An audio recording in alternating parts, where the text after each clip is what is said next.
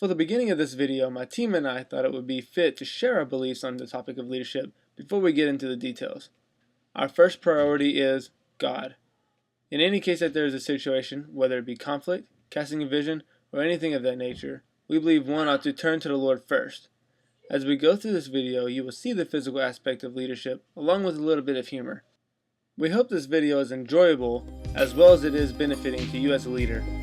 Thank you for taking the time and watching this video, and we'll see you on the other side.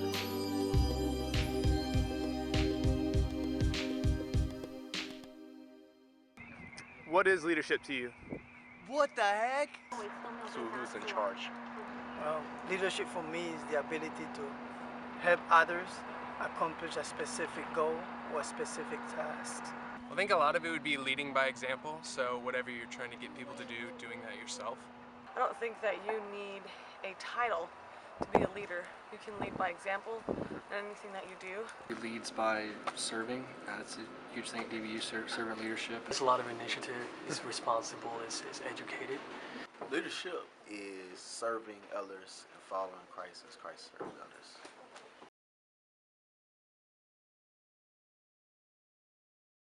And I think a great example would be Paul, I guess, in the Bible, and just how he gave everything up for the sake of the gospel, and how he just served brothers and sisters and served those around him for the sake of the gospel.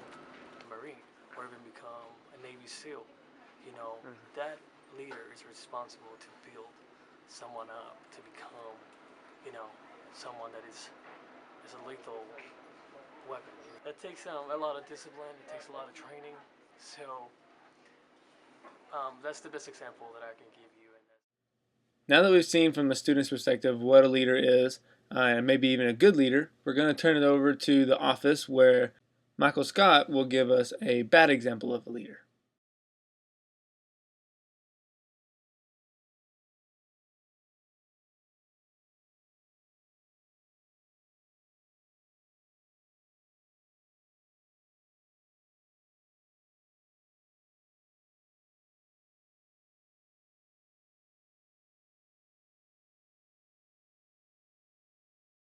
Leadership to me is not asking your employees to do anything that you would not do yourself. People will follow people if they're willing to get in the trenches themselves. And so you implement it the same way is that you do it. If they see you doing it, they're going to do it. It's as little as going out there and straightening up our parking lot. If they see me go out there and pick up the keys and go move cars, they're going to come out there and move them with me. If the environment is happy, you know, people think you have to motivate them with money. That's not really so. You know, really it goes back to, you know, the work environment and the people that work there. Now that we've gained a general aspect of what leadership is from the student's perspective, we're going to look further into leadership and what goes beyond the surface level. After watching this training video, you will know about organizational commitment and culture, emotional intelligence, motivation, need for power and affiliation, the proper way to use reinforcement, the benefit of group and teamwork, communication, and conflict management. We believe that these 10 topics are key when in a management position, and now we're going to turn it over to Andrew so he can show us what organizational commitment and culture, how they can affect our management. Perfect. Boom. Come on.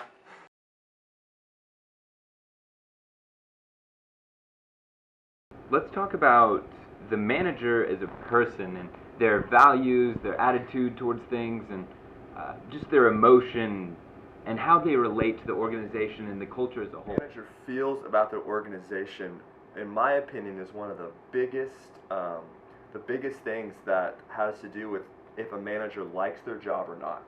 For example, organizational commitment, I think, is a big thing, and that is it's a collection of feelings and beliefs and really the way that a manager feels about the organization.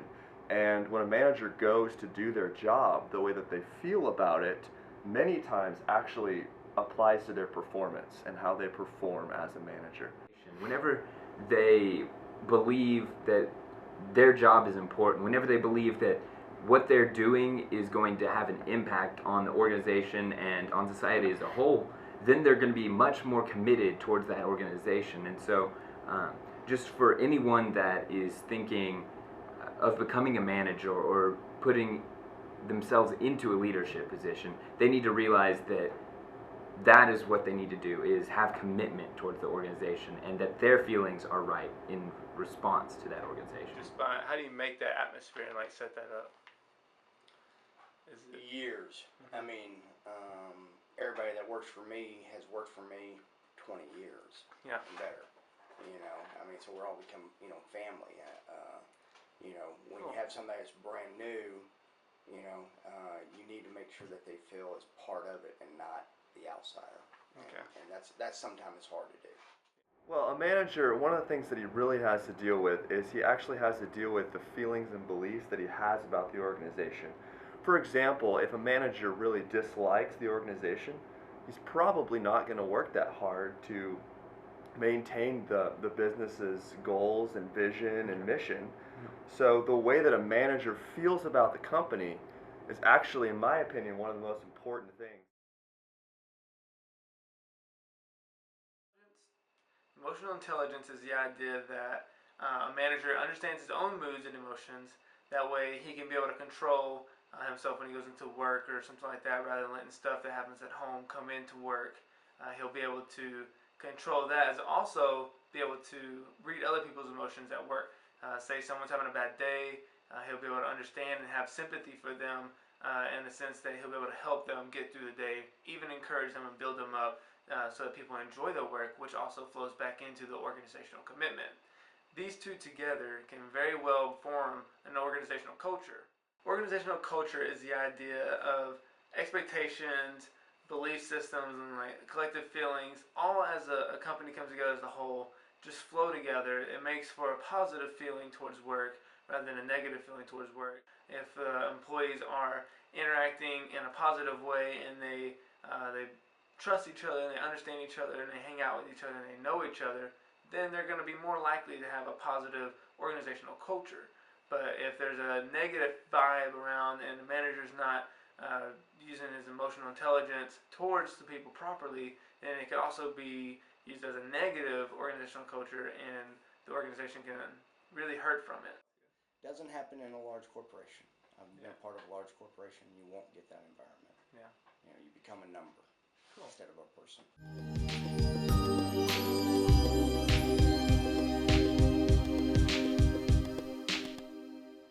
Power. It's the key to leadership. Power! Okay. Anyway. The first kind of power is legitimate power. Legitimate power is one of the more common types of power used in the business world. So let's look at an example of legitimate power and the way it can be used in a business setting. Andrew, come into my office. I have been noticing that you have not really been following my orders as well, and so I just wanted to ask you to, because I'm your boss, start listening to what I'm saying. Legitimate power. Legitimate power is the idea that you're placed in a hierarchy. So simply being put that you're a manager over the frontline employees. Frontline employees are going to be under your authority simply because you're placed in that position. That's legitimate power. Now that we have seen how legitimate power works, we're going to move forward to reward power. Oh, hello, Andrew. I was actually just going over our financial records, and I wanted to let you know that I think you've been doing a great job, so I wanted to reward you with a little extra bonus. The next kind of power is going to be reward power. Reward power means that you are simply giving out rewards for a positive outcome from your employees. So if you're a manager and you got people below you, they're meeting sales and meeting quota, you're going to give them the reward for doing good. The next type of power is coercive power. This kind of power is the act of disciplining an employee because of a negative outcome. Clint will now give us an example of coercive power and how it's displayed in the workplace. Scott, come into my office. You have not been following the rules, and therefore you are going to have to sit in timeout, alright? Get out of here. Coercive power, on the other hand, is the exact opposite. Coercive power is going to be something that is kind of a discipline or even punishment towards a negative outcome. People aren't meeting sales, people are not meeting quota, or they're just doing just bad. Then within the company, then you would give them a coercive discipline rather than a reward. Expert power is the idea when there are two individuals with separate ideas. The one with the most experience usually has more pull simply because he understands the way things work and people trust that. Here's an example of expert power. Oh yes, come in, Andrew. Hi, I just wanted to Oh. have you look over that. Okay. Ooh, I don't think this is gonna work out. Actually, from both my Harvard and my Yale university time, I think that, that is definitely not gonna work. So, I'm sorry to tell you this, but we're going to actually be using this book instead. Oh. But I thank you for your time. Alright, fourth kind of power is going to be expert power. Expert power is the idea that someone who has experience over a rookie, say someone's been here 20 years in law enforcement. He's going to have more of a say-so simply because of his experience in the job rather than the rookie who might have even gone through more training or even more schooling or something like that, but the experience usually trumps the school. So. The fifth and final power is one that all managers should work towards. Referent power is the natural ability to draw employees together and move towards a specific goal. Employees want to be led by this person. Here's an example of referent power. You know, I really respect you. Thanks. Referent power is simply a natural ability to draw people into an organization and to go towards a vision, go towards a goal. This is usually the charismatic leader, people who are going towards organizational commitment as a whole to get towards that one goal. People enjoy their work. People enjoy being around that manager because he's charismatic, not only charismatic, but enthusiastic. He's ready to go get something done. He gets along with people well. Emotional intelligence is something that he takes seriously. He reads people's emotions. He understands. He relates with the employees. So he's going to be the one that's going to get more of a reverent power over just someone with coercive power, even reward power, because it's based off of works or something like that rather than off of just their natural ability.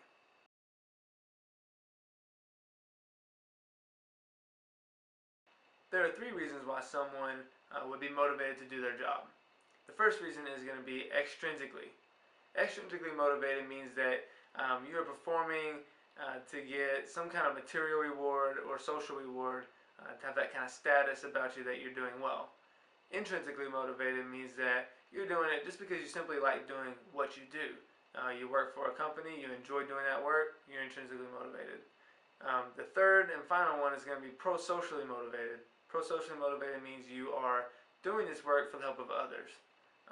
One example of this would be Mission Arlington. They are always helping people. They're taking in donations. They take in volunteers. The whole point is to help people. And whenever you're doing that, you're kind of going towards the servant leadership aspect of it all, and that is pro-socially motivated. Motivation's personally, I think it's overstated. If the employees are happy where they work, they're going to be motivated. Yeah. If the environment is happy, people think you have to motivate them with money. That's not really so. If you have a good work environment, they want to see the business succeed. They want to see the individual succeed. Yeah. So, really it goes back to, the work environment and the people that work there.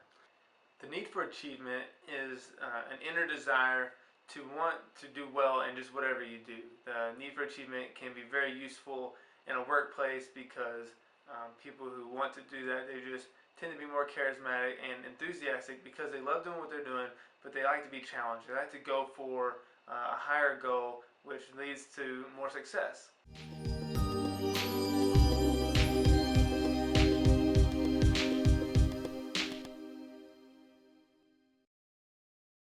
What are some practical ways to communicate, I guess, in a setting like this? You got people going to auctions and you've got a lot going on, obviously. What's like a practical way to communicate, and how important is it?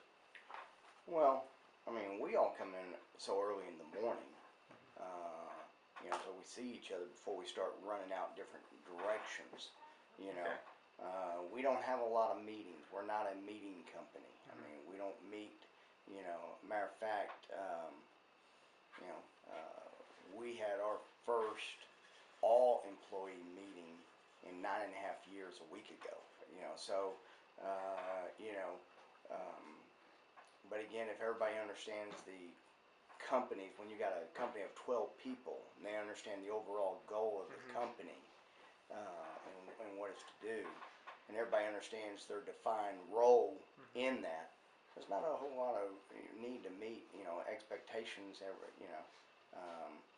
you might meet with the individual and say where are we at on this or where are we at on that.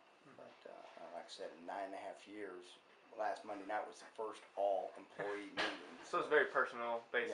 Yeah. Everybody knows each other pretty well. It's like, how you doing over there? It's not like let's all get together once a week. Yeah, and I think it's really important in this culture and society that we live in with technology, and I mean, you got cell phones and you got internet and you got Facebook, and it's so easy to just want to do things that way and just, send a couple texts out to employees and maybe even talk about serious matters over email, but really what that's doing is it's not helping your relationship with your employees, which is actually, in my opinion, a bad leader. If you told an employee, I need you to go empty the trash can, and they went to your office and emptied the trash can, well, you could have been talking about any trash can within the office, and so then later on you get mad at them for not doing the trash can that you wanted, and there was just an unclear message, so it's your fault as a leader. You were an ineffectual communicator.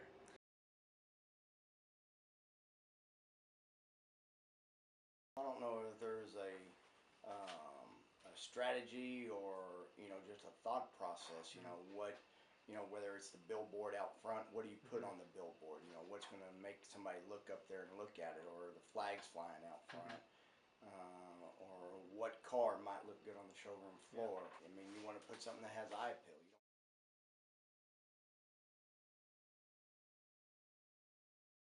I told you you're a babysitter. Yeah. So there's always, if you got people involved, there's always going to be conflict. A lot of times you just let them work it out themselves. Don't get involved in it. It's kind of like if you got two siblings and they're fighting, mom and dad doesn't necessarily need to get involved every time. At some point, you may need to, but generally you let them work it out themselves. Yeah. You're both going to be here, and generally they work it out themselves. You're 48 years old. Yeah. I don't need to tell you, to get along. Yeah. But tempers flare. It happens. Yeah. But it's just like a sibling. You're gonna make up with that sibling tomorrow and go on down the road. Andrew, I think that the viewer needs to really know about distributive negotiation, because that's what it's all about. It's all about being able to win the most resources that you can. I'm going to have to disagree with you there. I think we need to talk about integrative bargaining, which is instead of competition, we can all cooperatively come together and we can all find a way to gain. That way it's a win-win. All right. I kind of see where you're going, but I'm not completely sure. I don't know. It's Guys, here's an idea. Why don't y'all both just work together for the good of the viewers? There's a thought. So, actually do what you were talking about. Right. Okay. Yeah, let's do that. So I'll give mine first, and then you can give yours. That sounds great. Distributive negotiation, what you're going to do is you're going to be fighting the entire time. You're going to be trying to win the most resources, which creates a win-lose situation. One party's going to win the majority, while the other party's going to not win as much. So, therefore, that creates a problem. But in integrative bargaining, what happens is we all come together and we come up with a creative solution to the problem, and instead of us fighting and having competition, we're able to all cooperate and come together for the good of all of us, and that way it's a win-win. And the way that we do this is we focus on 4 things. Fairness, we keep our minds on the problem, we take into consideration everyone's interests, and we focus on the superordinate goals of the entire group. This keeps us from drifting off into our own little desires which can sometimes create more conflict. So, whenever approaching conflict, make sure that you remember those 4 things and how to keep negotiating through conflict in a positive manner. I'm really glad that Alana came to tell us to negotiate by being a third-party negotiator to help us through our differences.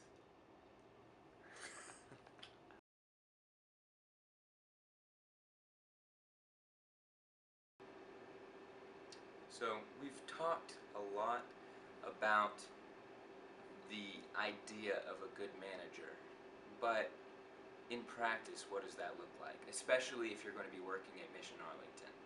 And I think that it's important to really give y'all some applicable knowledge in how that looks.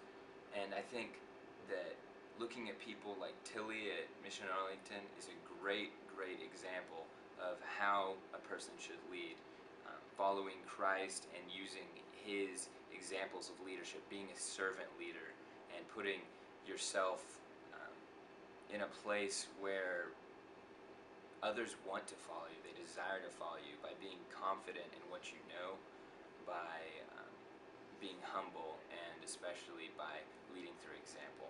And to kind of communicate that even more to you, I'd like to just kind of talk about what that looks like in working at Mission Arlington, because there are a lot of jobs there that maybe even seem menial. Like, there's a man at the back door that will open the door for you so that whenever you're carrying stuff, you don't have to try and open it yourself. And that kind of job, how do you get someone to want to do that job? How do you get someone to be good at that job even? To smile and say hello to people, just brighten people's day. And I think that, first of all, they might just naturally be willing to do that, but a lot of people aren't. A lot of people want to have a job that they feel like is important, and managers have to come along using leadership to communicate to them that your job is important. And so as a manager, you need to give that feeling to these people under you, even if they're just there for one day as a volunteer. You need to give them the idea that what you're doing, everything that you do, is for the betterment of the organization and for people and society as a whole. And even if it's just a very menial task to you, it can make a huge impact down the road for someone else. And so whenever you're doing that, you need to be a good leader in transforming their ideas and their vision of what it looks like. Then another part of being a leader at Mission Arlington and a manager and working there means that you need to be a part of it. Like, if they're loading up a truck, you need to be the first one to put stuff on that truck and do it enthusiastically. If you're just telling people, oh, you need to put it over there, and you're really lazy and tired, no one wants to follow that. People won't do it and be as efficient and effective as they could be if you aren't being efficient and effective. You need to be on top of your game. People respect that passion. People desire to follow people who have passion and are good leaders. And we've given you ways to be a good leader, but you have to just take those and run with them, rather than just putting them in your mind as some type of little facts that, hey, they were cool, but they didn't really impact me at all. You need to remember these things and take this wisdom and apply it to everyday management. And so, thanks for watching this video.